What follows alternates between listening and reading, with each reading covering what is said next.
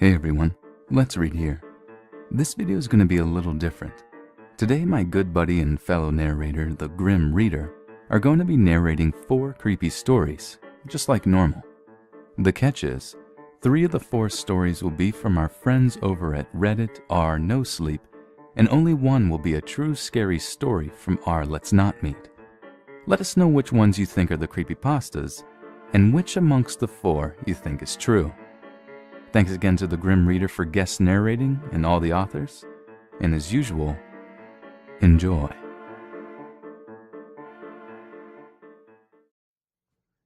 I've been thinking a lot lately about my fear of the dark.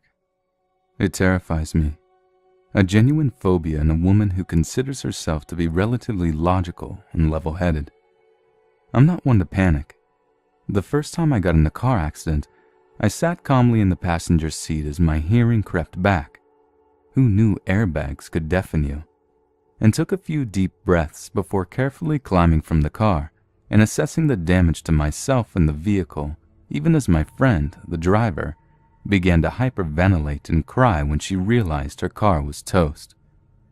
And once, when I was 13 and working in a camp cafeteria, the pressure cooker exploded, filling the kitchen with steam we all thought was smoke. As every grown man and woman working screamed and ran from the side of the room where the explosion had occurred, I ran forward, yanked the fire extinguisher from the wall, and looked for a flame. Snakes and spiders don't bother me. I think rats and mice are cute. You get the picture.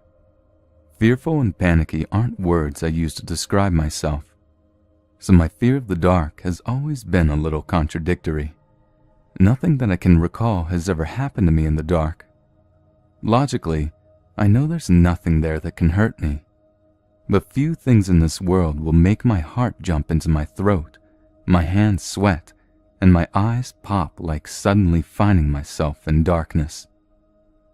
I was an adult and moving out of my parents' house before I could step outside to grab something forgotten from my car by myself. As a teenager, I regularly had my younger brother watch me from the door so I wouldn't have to go alone.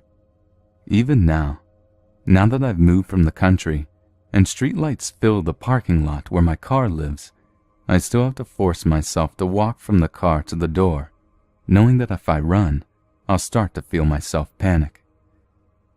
My terror of the dark made me an insomniac.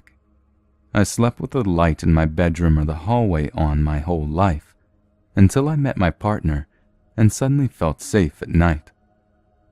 Forcing myself to stay awake led to regular, often nightly episodes of sleep paralysis, which of course made me even more afraid to fall asleep at night. When I look back on my life and try to pinpoint the cause of my phobia, I recall 3 stories told to me by my mother. I recently found out those incidences occurred within days of each other.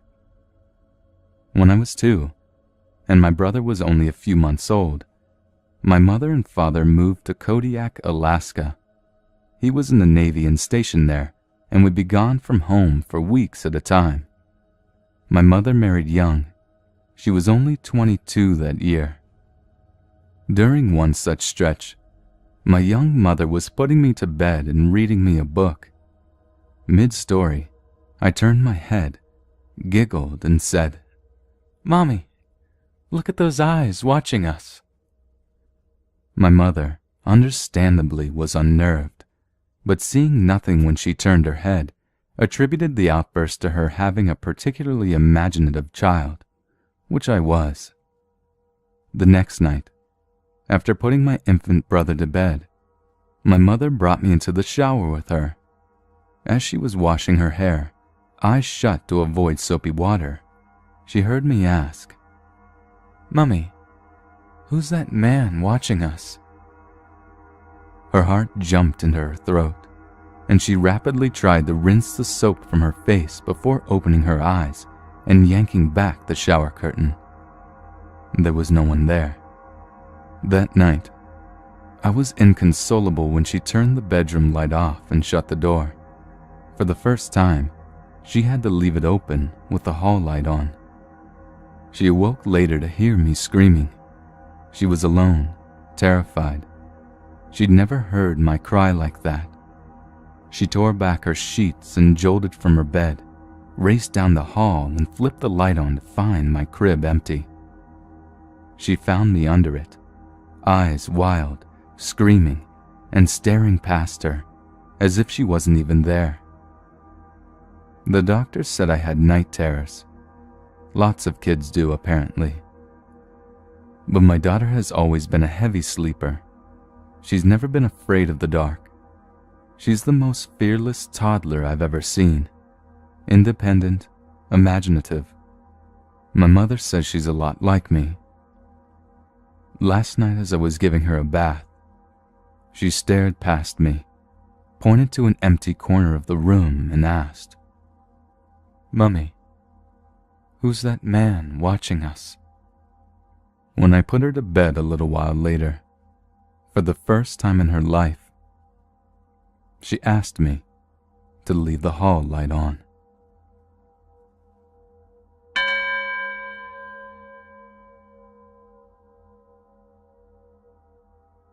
I've known Doug ever since kindergarten. We were best friends until we got into high school. Then, as it usually happens, we drifted apart. He got mixed in with some of the weird kids at school. This is Kentucky in the 90s, so the weird kids are Old Testament Baptists. They had such a strong group identity that they wouldn't tolerate anyone but one of the group. After college, I lost track of Doug. After I got divorced, I decided to take up backcountry hiking. I'd go on solo hikes for a 4-day weekend at least once a month if the weather wasn't horrible. About a year ago, while I was going through my mini crisis, Doug friended me on Facebook. He lived in Colorado too, so we met up a few times. He was the old dog. I asked him about those kids in high school, and he told me that he grew out of that phase. He became a philosophy teacher at a liberal arts school. It was good to have my friend at that time, so I decided to ask him to go hiking with me. This is the story of that hike. We were in the backcountry and planning on sleeping in the woods for 3 nights as we traveled a fairly well-known trail. We checked in at the ranger station. The first day was pretty rough. The trail wasn't as clean as it was last spring. There was lots of undergrowth and we didn't make it as much progress. It was getting dark, so I gave Doug the water purification kit while I tried to find kindling. We talked by the fire. I told him about my problems with my wife and he laughed it up. It felt good to talk to him again. As we were heading to our tents, he mentioned a new group that helped him when he was in college. I cracked that it was another cult, and he didn't find it funny. There were some other strange exchanges, but I let that go. That night was just hell. I couldn't keep down any food, and I was up every 4 hours. The next morning, I asked Doug if he put iodine tablets to purify my water. He said yes, and that he drank from the same jug as me and was fine. I decided to call it off and turn around to go home. Doug felt really bad and offered to carry my pack. I decided to keep it. I told Doug to walk in front of me on the way out, under the excuse I was slowing him down. As we were walking back, we got hit by a rainstorm.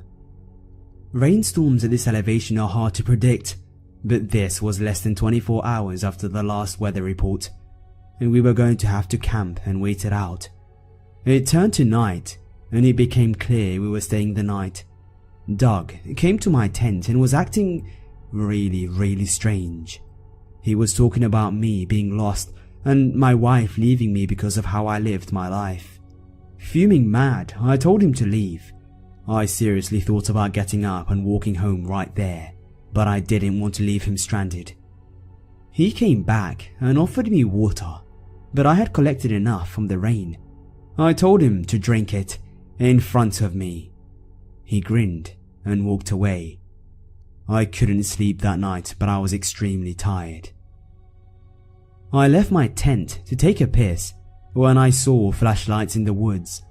There was about 3 to 4 guys in camo and Doug was talking to them. One of them was carrying a shovel. I watched as they pointed to our camp area. They then spread out and stalked up to the campsite. It was about 30 degrees. I was in my boots, shorts, and a long-sleeve shirt. I figured the hike back was about 4 hours if I could find my way in the dark. If I didn't get too lost, I could probably make it. 7 hours later, I found the ranger station. They immediately treated me for hypothermia and drove me to the hospital. 2 days later, I went back for my truck and found out it had been stolen.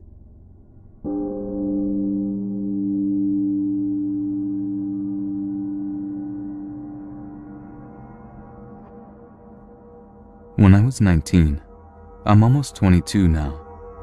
My best friend and I got our first apartment in a seemingly safe neighborhood. We would always sit on the front patio smoking cigarettes and chatting. We were both night owls, so many nights we would be outside at 1 or 2 in the morning when the rest of the neighbors were asleep. Sometimes we would see this older man, maybe in his 50s or 60s, walk by, and we never thought anything of it. I figured he was a night owl like we were, and that he probably just took late night walks to relax and clear his mind. Unfortunately, I was wrong. Late one night, around 2 a.m., a friend comes over and we decide to sit outside my apartment building and smoke in his car. Everything is perfectly normal. We spend some time chatting and laughing. Suddenly, I see the older man walk by my apartment. We're on the first floor, I forgot to mention. He walks up the pathway to our unit and just stands in the entrance for a couple of minutes. He then continues his walk around the apartment complex. I already had a bad feeling about it, so my friend and I sit and wait to see if he appears again. Surely enough, he took a lap around my building and comes to a stop at my unit again. My roommate is inside working on homework, and I begin to grow nervous that he's planning something. He repeats this process a couple more times. Our unit had a sliding glass door right in front of it, and he walks right up to the door and begins trying to peek through the blinds and crane his head in closer to listen. My friend in the car suddenly pulls out a baseball bat, flips on his headlights, and opens the car door, screaming, "What the fuck do you think you're doing?"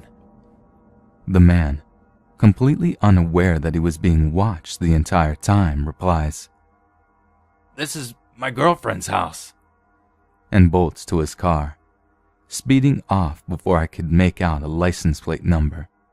Mind you, this man is in his 50s and 60s, and my roommate and I are both 19-year-old sophomores in college. I immediately called the police, filed a report, and went to sleep with every light on in the house.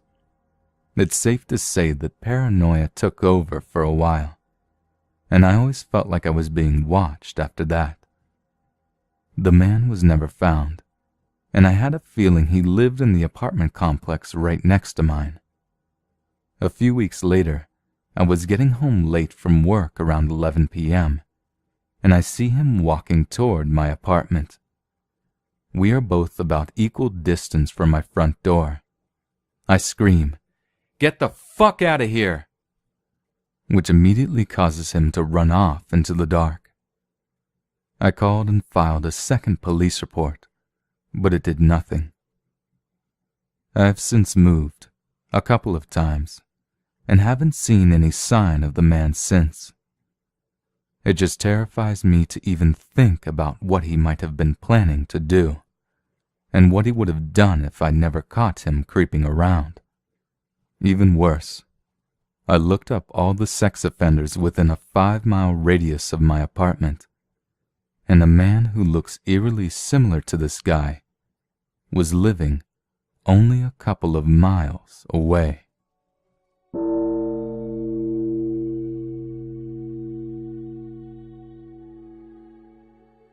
This happened in the Philippines, Pasig City, during my 6th grade. I was at the age of 12 or 13. What you will hear is all according to my memory. My mother had a full-time job at a certain college, while my father had a job abroad. I have a brother. He was at the age of 7 or 8 around that time. We also had a maid. It was around February, I believe, and we had upcoming exams around that time. A bit of background information. Our school starts from the first week of June until the second or third week of March. Whenever the people in our house know that exams are coming, they would always leave the house as I find comfort and concentration when I'm all alone. Our class starts around 6:45 in the morning and ends at 3 in the afternoon. It was Wednesday that day, and we would have our exams for Thursday, Friday and Saturday. I immediately went home after class, carrying my wallet that had keys of the house attached to it. I was known as the one who hates noise. I would always shout whenever I read a book and would hear whispers, obviously trying not to distract me, but they did. Our house was a small, one-story house, accompanied by other houses which had a second floor. When I arrived, our maid was just getting ready to go with my brother to the mall. Not to be offensive, but my brother wasn't really a bright child, so he would always go to the mall with our maid instead of studying. That would always lead to nothing. And so, I left the house and I was left with silence. It wasn't creepy since I didn't believe in ghosts. I appreciated the silence. I had no idea if there were neighbors present at that time. As I said, our house was just one story. Coming inside, you just have to walk a somewhat straight line to go from the living room until you reach the bedroom, which is the only one we had. I took a quick snack before taking the books I would review. When I would revise, I had a habit of raising my right foot on the side of the bedroom's door and sway it left and right, creating sounds which I was comfortable with rather than voices of my family. Swaying it also gives me sight of the windows from the living room near the front door. I would study in front of the computer as I would have a lot of questions every time regarding the topic. I knew all of us had keys to the house anyway, so I didn't need to worry to ready the keys I had in my wallet to open the door for someone I know.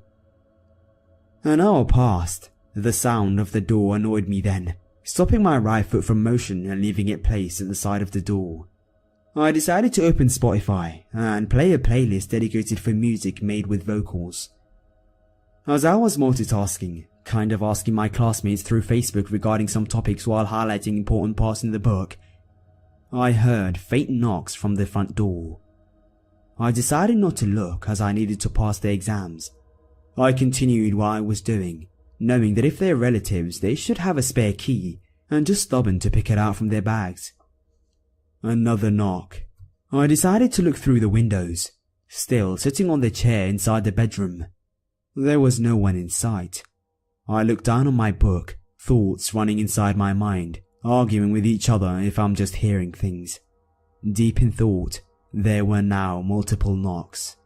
They were louder than the previous ones, enough to make me realize that I wasn't hearing things. I closed my book and looked at the windows. There was no one. I got annoyed at that point. I opened my book again and focused until there was a loud knock on the front door. I felt someone was watching me, so I swiftly looked at the windows with an angry look. He was there. He showed no emotions on his face. He was like a statue staring at me through the windows, as if I was an unwanted visitor.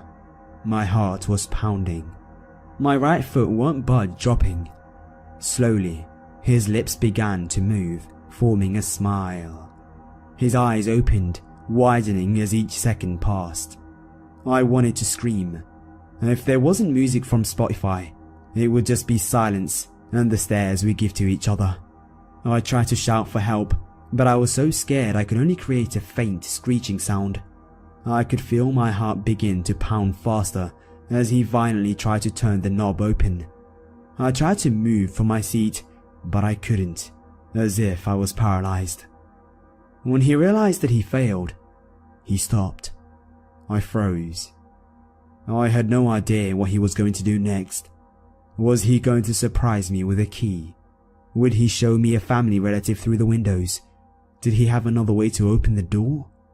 Luckily, I heard a car slowly drive into our road.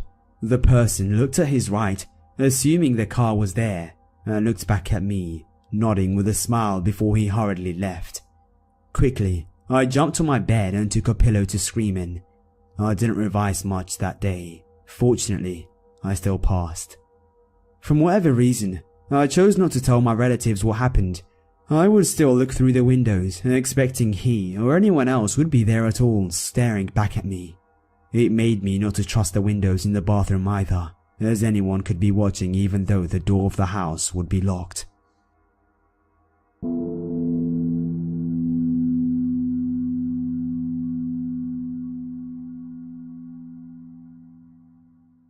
And a woman who considers herself to be relatively logical and level-headed. I'm not one to panic. The first time I got in a car accident, I sat calmly in the passenger seat as my hearing crept back. Who knew airbags could deafen you? And took a few deep breaths before carefully climbing from the car and assessing the damage to myself and the vehicle, even as my friend yanked the fire extinguisher from the wall and looked for a flame. Snakes and spiders don't bother me. I think rats and mice are cute. You get the picture. Fearful and panicky aren't words I use to describe myself, so my fear of the dark has always been a little contradictory. Nothing that I can recall has ever happened to me in the dark. Hey everyone, let's read here. This video is going to be a little different. Today my good buddy and fellow narrator, the Grim Reader, are going to be narrating 4 creepy stories, just like normal. The catch is, 3 of the 4 stories will be from our friends over at Reddit r No Sleep, and only one will be a true scary story from r Let's Not Meet. The driver began to hyperventilate and cry when she realized her car was toast. And once, when I was 13 and working in a camp cafeteria, the pressure cooker exploded, filling the kitchen with steam we all thought was smoke. As every grown man and woman working screamed and ran from the side of the room where the explosion had occurred, I ran forward. Let us know which ones you think are the creepypastas, and which amongst the 4 you think is true. Thanks again to the Grim Reader for guest narrating and all the authors, and as usual, enjoy.